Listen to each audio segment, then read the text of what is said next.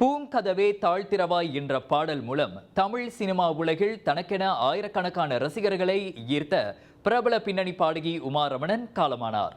69 வயதான உமா ரமணன் சென்னை அடையாறில் வசித்து வந்ததோடு கடந்த சில மாதங்களாக உடல்நலக்குறைவினால் அவர் பாதிக்கப்பட்டிருந்தார்.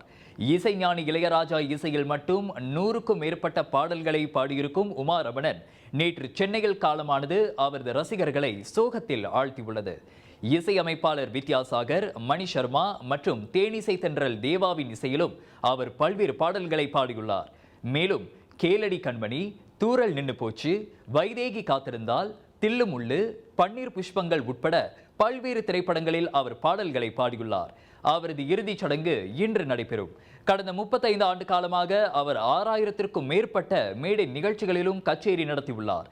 ஆக கடைசியாக உமா ரமணன் நடிகர் விஜய் நடித்த திருப்பாச்சி படத்தில் கண்ணும் கண்ணும் தான் கலந்தாச்சு என்ற பாடலை ஹரிஸ் ராகவேந்திரா மற்றும் பிரேம்ஜி ஆகியோருடன் இணைந்து பாடியிருந்தார்.